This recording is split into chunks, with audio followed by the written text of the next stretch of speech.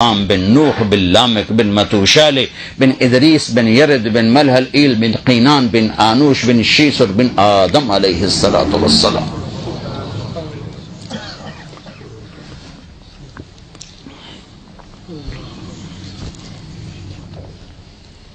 نیزہ لگا, الٹ کے گرے. دعوت دیتے دیتے دیتے تھک گئے. نتیجہ کیا ہوا؟ کسی نے منہ پہ تھوک دیا, کسی نے تھپڑ مار دیا, کسی نے کرتا پھاڑ دیا. اب اس امت کو سمجھانا پڑ رہا ہے کہ تبلیغ بھی توڑے ذمہ ہے. کتنے لکھا ہے ساڑھے ذمہ؟ کچھ پڑھو تو پتہ چلے کہ ذمہ ہے.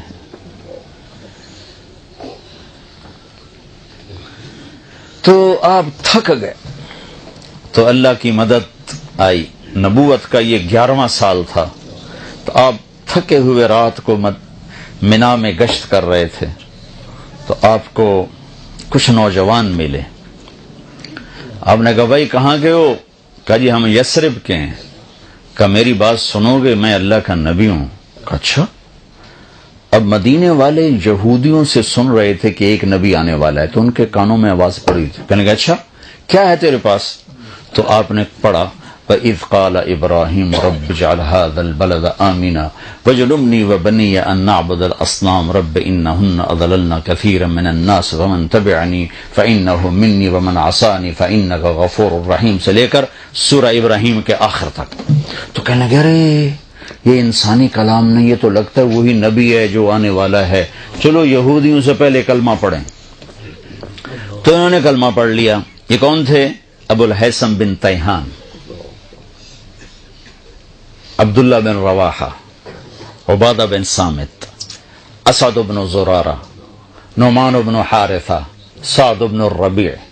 ان 6 کے نصیب کھلے کہ انہوں نے کلمہ پڑھا اور آپ اتنا خوش ہوئے کہ جس کی کوئی حد نہیں. وہ کہنے لگے یا رسول اللہ ہم آپ پہ ایمان لائے, ہم اگلے سال آئیں گے. پھر اگلے سال آپ پورا سال آپ نے انتظار کیا. تو اگلے سال 12 آئے, 5 یہ, ان میں سے ایک نہیں آئے, 7 اور. پھر آپ نے باقاعدہ بیعت کی. پھر انہوں نے کہا ہم اگلے سال آئیں گے. پھر اگلے سال 72 آئے. 72 2 عورتیں, ام منیع, ام عمارہ, اور باقی 70 نوجوان. نبیوں کے کام کی نشانی ہے کہ اس میں نوجوان زیادہ ہوتے ہیں, چونکہ وہ نرم شاخ کی طرح ہوتے ہیں, جدھر موڑو مڑ جاتے ہیں. روم کے بادشاہ نے ابو سفیان سے پوچھا تھا اس نبی کے ماننے والے بوڑھے ہیں یا جوان کا؟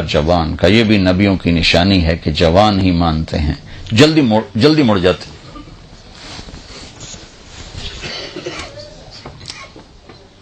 بہتر آدمیوں نے بیعت کی. تو جب بیعت ہونے لگی نا تو ایک صحابی کھڑے ہوئے مدینے کے, عباس بن مرداس, کہنے کہ ٹھہرو بھائی کیا ہوا؟ کہا سوچ لو, اگر ان کو لے جاؤ گے اپنے شہر, تمہاری عورتیں بیوہ ہوں گی, تمہارے بچے یتیم ہوں گے, اور پورا عرب تم پہ حملہ آور ہوگا.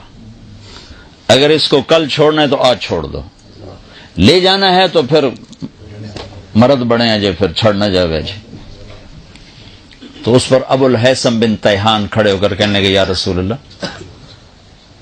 یہ جو کچھ ہمیں ڈرا رہا ہے عباس, وہ بھی مدینے کی تھے, اگر یہ سب کچھ ہمارے ساتھ ہو جائے تو ہمیں ملے گا کیا؟ تو آپ نے کہا جنت. کہا سستا سودا ہے, ہاتھ بڑھائیں. تو ابو الہیثم نے بیعت کی سب سے پہلے, یا برا بن معرور نے بیعت کی سب سے پہلے. جب بیعت مکمل ہو گئی تو ابو الہیثم کہنے لگے یا رسول اللہ ایک بات تو بتائیں, کہا کل اللہ آپ کو فتح دے تو پھر ہمیں چھوڑ کے مکے واپس تو نہیں جائیں گے نا؟ تو پھر آپ نے ہنس کر فرمایا الدم الدم